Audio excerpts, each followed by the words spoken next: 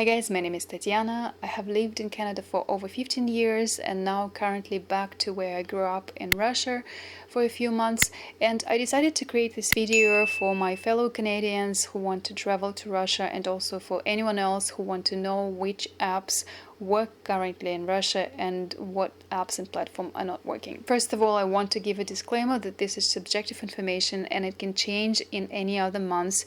Please check comments and we can keep each other updated on what is working, what not. Restrain from any mentioning of political or economical situation. I want to keep this video strictly about technical information, whether you can access certain apps or not with or without VPN. Now, what is happening right now in the beginning of August 2024, just before Mercury goes retrograde, is that YouTube started lagging, and so it's not working properly, at least on my computer. Some other people say that it's working fine. So here I'm trying to watch a video. It wasn't playing. I tried a few times, and let's try another one. This is my vlog from Mexico, by the way. Watch it, I think it's a good vlog. Maybe you have to have either a foreign channel or to be registered as a vlogger in Russia to be able your channel to be viewed. I'm not sure. So anyways, I'm gonna get back to my topic. Also want to say that I'm not affiliated to any parties or organizations. If I use any affiliate links, I will clearly state it in the description, so keep an eye on it. I usually only recommend apps that I like and use myself or I'm sure in them. However, it might not be the best app for you. Now here, as you see on the screen, I made a list of apps which I use occasionally or I assume other people might be using it. In green, I highlighted apps which I use a lot. So these are the ones which I especially update you on. And also, if you know information about other apps, do mention in the comments. Now I want to say that I am staying here for a few months, so I need to work here and I need to stay connected also to my Canadian accounts. And so my concern was that I will not be able to get any text messages because Canada blocked mobile companies from Russia. What I've heard from others is that people from US can get some text messages here and from some other countries as well. However, if you have a Canadian mobile phone, you might not have connection here. As you know, it is essential nowadays to verify something by your phone, and often some companies do not accept it by email or somewhere else. This was one of my biggest concerns, and yes, I was not able to get any connection from Freedom Mobile, unfortunately, even though I did purchase roaming, and I had some connection in Istanbul airport where the transfer was of my flight. I've heard that Fido might get some connection, but overall, as far as I know, you cannot have Canadian mobile services here. And similarly to that, in Canada, I was not able to get MTS connection to get verifications from my bank and Gososlogi and other organizations in Russia. Now, let me know if you have connection in Russia and what company you're using. Please do not spam with from, or be honest. Now, going back to mobile companies, what I want to say is that before the trip, what I did is that I tried to switch off double verification almost everywhere I could and to put it to emails. And my other concern was whether I will be able to use my Gmail accounts where I have lots of work, studies, and personal things. And I was able, fortunately, to log into all my accounts except for the one which I had double verification on because I forgot password and I tried to restore it and they would send verification to my Canadian phone, so I couldn't use it. Now the question is, can you create an account from Russia on Gmail? The answer is no, you cannot create it with a Russian phone. However, I managed to create it with my Canadian phone, even though I didn't have access to the verification procedure. There was an option to send verification to some phone, and I used my sister's phone to verify Gmail account, and then I took away two-step verification to be able to use the Gmail, and kept only verifying by a backup email. So there are kind of ways around certain things. And also, before I flew to Russia, I added my sister's phone to my Freedom Mobile account so that if I can't get verification to my phone, she will get a verification, and in some situations that worked. I don't use Yahoo and I don't like it honestly because I got I lost all emails from my Yahoo account because they deleted it. That probably happens when you don't log in within a year. Some accounts, like I would highly recommend you to add to Gmail, for example, some kind of, they have a legacy choice, or like basically you choose for how long they keep the account if you don't log in. For Telegram as well, I set it, and for Gmail to the maximum so that I don't lose it in case I can't log into that account. I don't know what happens if people can't log into their Gmail account and they stop using it because of that. Would they lose the account? That would be frustrating. In terms of Hotmail, I personally don't use it because they locked my account. I had bad experience with them. So the next thing is money transfers.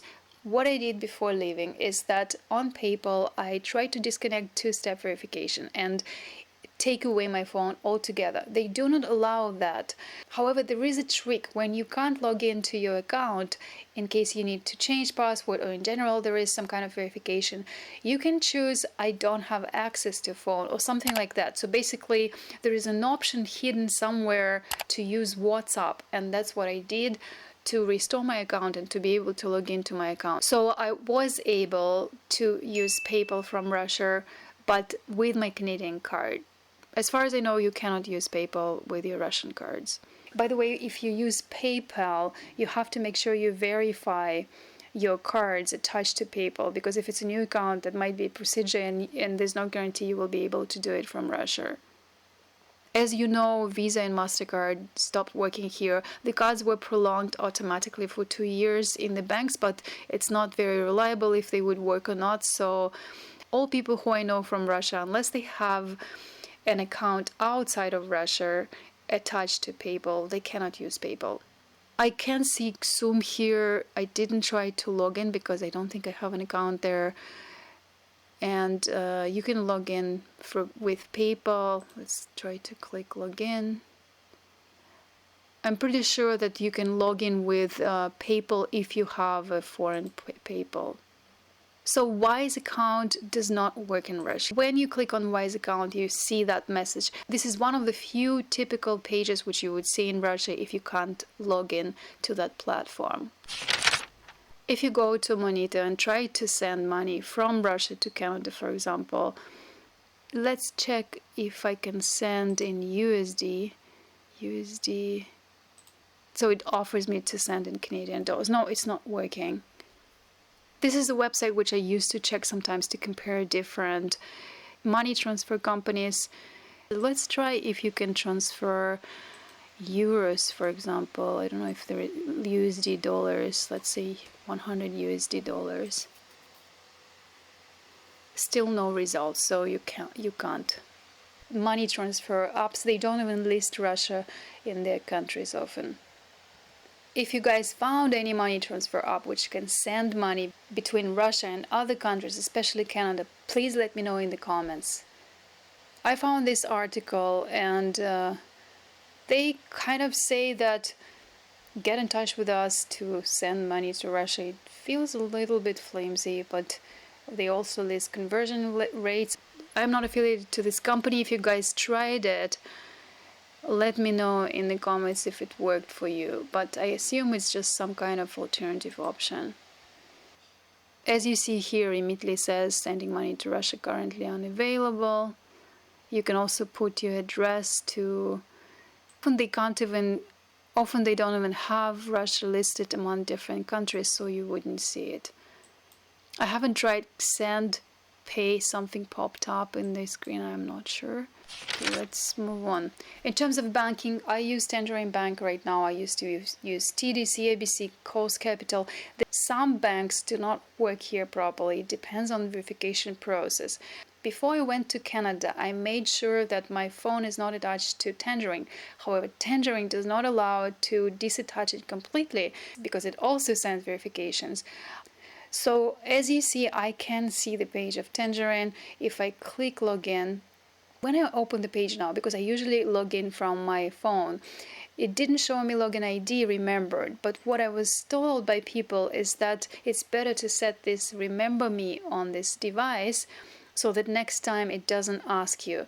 If I try to log in there, I did manage to log in both from my phone and from desktop without answering secret questions. Now it asks me questions, so I'm going to do it later, but basically it does allow to log in. You can also click skip this next time on this device, which I'm gonna do because I'm just afraid to lose this connection. I don't like remembering passwords on my browser, and as you can see, I could log into my account. Now it's offering me to set up two-step verification. For added security, I'll just dismiss it for now. You can go to security and log in, whether you see it here from the menu or in the horizontal menu. And you can set up here two-step verification if you want to. And if you need to, you can change your control questions here. I have to say, guys, that I usually prefer to have two-step verification. It's just for the sake of simplicity of the trip. I was afraid not to be able to use the bank at all. I can also read messages and I can send e-transfers. The only thing I have to say, when I tried to pay for an online course directly on the platform, with my Tangerine card, it did not work because it was sending me a verification code which I couldn't receive. However, I was able to pay through Apple Store attached to my iPhone and to the course platform, which I already used for payment before. I think it might depend whether you're doing it for the first time or you've done it before. Now, in terms of online learning, I have a bunch of courses purchased on Udemy and Domestika. I could not open Udemy. So sometimes you can't open the page, sometimes you get the message that at this time we're not accepting new paid enrollments for learners in Russia. I was not able to watch courses without a VPN. I did watch one course with VPN on my phone. If I get VPN on my desktop, I will give it a try. So if you go to Udemy.com teaching, you get this site can't be reached, and I also saw another message that they do not allow Russian teachers to work with them anymore. However, if you made a course for Udemy before, this would be available because they provide lifetime access to courses. I wonder if you can upload a free course from Russia. Let's Google for it. So here's what you see on Udemy website. They say that they have free courses still available because they believe in teaching. They say that they still have free courses available in Russia to provide knowledge, but they don't allow people to. They even say that they provide free education for students from Ukraine, which is amazing. I kind of feel sad though for teachers from Russia. I don't know how many of them were on Udemy, but as with YouTube, people had put a lot of effort into creating something and now they were not able to do it. Here is Coursera's response. You generally cannot open Coursera website. I could read some articles on Reddit, but I couldn't access Quora articles. So now a couple of words on Thinkific and Teachable. I could access my courses purchased from other people on those websites. However, also I'm looking for a platform for my own online course, and I was choosing between Thinkific and Podia, trying to learn those platforms. And I could log into my Thinkific account where I'm preparing a course, and I also could see some other course on Teachable. However, on Podia, I wanted to start making a course on Podia and see how it goes. However, after you click on login, you get this blocked page, and so they told me that until I'm back to Canada, I would not be able to set the course up. And so people from Russia also would not be able to access it. Keep in mind, guys, so if you have students from Russia, they can only access your Podia courses with VPN if they're lucky, or might not be able at all. I haven't tried yet LearnWorlds, another platform which I was considering. GetCourse seems to be working fine because it's a Russian platform. Now the next one is VPN. I probably should have started with it, but briefly to describe that, I purchased a VPN, Bitdefender, in Canada. However, I did test it before the trip, going to VPN and trying how it would look from Russia, and I was not able to use the app there. So when I was going to Russia, I already knew that most likely it's not gonna work. My friends were telling me that people use different VPNs on different weeks, and one is working today and not working tomorrow. So it's very, very unpredictable.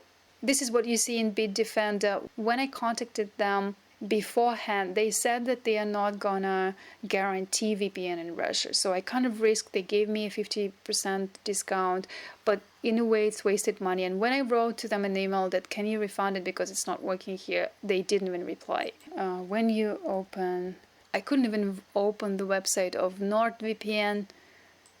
Some people from Russia say that they use Surfshark. I'm not affiliated, but maybe I should be, because that's probably one of the few VPNs that might be working. For me personally, $20 per month is too expensive. They also say that 24-month plans give you 3 extra months and are fully refundable. So if you have 12 months, they do not offer that refund, which is really frustrating. So basically they are trying to say that you can pay this money for 12 months, but not even be sure that it will work. I had this situation in Bitdefender. They say 30 back money back guarantee. Is this reliable? So I probably would choose the basic option just to kind of give it a test and see if it's working. Anyways, that's my last hope, and I've heard there are a few other VPNs. I've also tried VPNify, which worked for me on and off, and Planet VPN, I think it didn't work for me. Some people say it works, and then Babur, I tried, it didn't work for me, but my friend said it works for her, so it's very unpredictable. Now, in terms of social media, briefly, Facebook, Instagram, and TikTok do not work in Russia. To TikTok, you can log in, but you cannot upload the videos, and it's kind of very weird how they show videos. Like when I click on TikTok, it shows something went wrong. So I'm gonna leave it because I just don't like TikTok, honestly. It's just too pushy. It just was showing me random feed, which was frustrating, so I just gave up on TikTok. I use mainly Facebook, Instagram, and YouTube. Initially, when I came here, what was happening with YouTube is that I would see gray previews. I could only see the title, so just keep in mind, guys, if you are targeting Russian audience, make sure the title is very, very good, because I was often on my phone, I was not able to see thumbnails, or it would take maybe like, I don't know, 2 minutes to 10 minutes for those thumbnails to load, and no one is gonna wait for that much.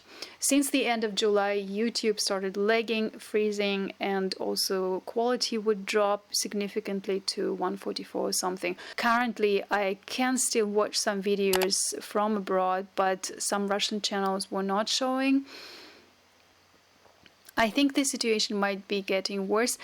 I could upload my own videos, and I am hoping that I will be able to upload this video, but we will see. I don't use Snapchat. For SoundCloud, they also say this site can't be reached. Unfortunately, I actually was planning to create an account here because I just released a song in May with my friend, first ever song. I am not a professional, but we kind of wrote an interesting composition. It's called Moonlight Journey, and my nickname is Tanyush. I'll put the cover on the screen. Feel free to check it out. I could open DistroKid, which I used for distribution. I did not try to sign in, but hopefully I will be able to. I can update you in the comments. Now, in terms of chats, I can use Telegram and I can use WhatsApp. With VPN, I was able to use Messenger. However, Facebook was kind of on and on with VPN. I decided to take a break from social media, so I didn't check it a lot, but I couldn't see everything. And some people were saying that they were not able to post even with VPN. So it really depends. I don't know. Signal I did create to my Russian phone, and I tried to send a couple of text messages to my friends, but they didn't reply. I don't know if it's just because they are not interested in Signal or if it's not working. It's a bit hard to say. And I was very grateful. Now, I also use astrology apps for work, and I was very grateful that AstroGold, which I have on my iPhone, did work even on the old version. On my father's phone, iPhone 5S, and it still was able to work, whereas you cannot upload many other apps there. So it was a lifesaver when we were flying. because I need it for transits and I'm doing a research. I can use Soulfire because it's an installed app. I could use Astrogene and I could use Astro6. So these are my 4 daily work apps which I use. Fortunately, they all were working. I felt blessed, and I also use 2 Russian apps which are fine too. Now, I'm self-employed, so for me it's essential to have hosting and website builders. So I use WordPress with Divi Builder and also Weebly. My hosting provider is DreamHost. I have to say that I could not manage to log in properly to DreamHost. When I tried to log in to DreamHost, I could not open the website. I contacted the platform and said that I can't access, I need to create an email and access my control panel, and they sent me a direct link to that specific page and I was able to use it. So this is the website which I'm remaking for my astrology practice, and I was able to do some changes so I could log into WordPress. Now it logged me out, but I could access it. So in terms of WordPress, I tried to study it, so I probably use WordPress.org because I have my custom domains and hosting. I don't use WordPress hosting for a vlog, so that's what I'm referring to when I say WordPress. Many of my websites are on Weebly, and as you see, it's the same type of page. Sorry, you have been blocked. Currently, I don't have VPN for desktop, and I tried to use VPN on my phone. I could not access Weebly app, and I could access a desktop version, but it was terrible. I couldn't even see part of the page, so it was very awkward for editing the website. The only thing I could change is my license number. But when I was trying to shift things around, it would screw up, so it was super awkward. I don't recommend touching it. Divi Builder did work, and I highly appreciate that. I haven't tried Vixen Tilda. Tilda is used in Russia a lot, so I assume it should be working. For YouTube thumbnails, for simple graphic design, I use Canva. And oh my gosh, this is probably the hardest thing for me, not to have access to it, because it's not easy to use it on your phone with VPN, and I don't have a reliable desktop VPN, so I cannot use Canva, which is very, very sad. This is very frustrating. I totally understand though. I didn't keep my Adobe subscription. I canceled it. I've heard it's a problem to use it as well. PicMonkey I could open, but I haven't purchased anything, so it's hard to say if it will work or not. Yeah, I just had to change the color because it's just frustrating. I could use iPicky for simple cropping, and even putting text all over it, but yeah. Also, I would add here editors. So I would add here HitFilm Express. I use a free version and I'm really grateful for it. So I found a couple of articles, what are the other options, feel free to check them out, but it's such a learning curve, to learn a new app, and also it's frustrating to pay more. I don't want to pay more. Yeah, so basically I decided to just try to do without it. It's really hard to learn from new apps. I'm just exhausted from tech, to be honest. I did hear that people had problems with Adobe. They have to use VPN. Again, guys, it's very unreliable here. Now, I also tried Adobe Express. As you see, they even often prices in rubles. I have no idea how people are supposed to pay. Maybe you can use it for free for some time with some limitations, as you see here. So I guess they allow that. You can also compare the plans and choose for yourself. Snapper. So it's not cheap, as you see, so it's just another subscription. I really cannot handle it anymore. Denied. A few words about marketplaces. Etsy does not work. When you click to Etsy, you get sanctions policy window, and they basically are saying that they don't allow certain areas to access Etsy. Feel free to read their policy. It's right when you go to Etsy.com. eBay seems to open, however, I did not log into my account, so probably you can do it if you are registered. I think I should probably stop, and it's already an hour of recording. I thought that AliExpress is working, but when I clicked on the page it shows me no sponsors. I don't understand what it means. If if it works for you guys, let me know. So on Amazon, I was able to purchase an ebook there. I did a test for it. Poshmark I didn't use. If I click on Poshmark didn't open in Russia, as you see. When I was leaving, I was considering asking my sister to ship some things for Poshmark, but then I thought it would be too complicated, and apparently it's not working here. I was able to open Craigslist, so if I need to, I can even search certain things or give an ad or something if I want to. For example, if we click on some jobs, I need a part-time job, so I was thinking of looking for a job for Craigslist, which I might do, so it seems to be working, thankfully. Best Buy website did not work. This is another type of denied access which you get. However, I have insurance for them, and I needed to contact them to see someone here in Russia. I decided not to. So I emailed to them, and they referred me to the official laptop company rep, so I might go there later.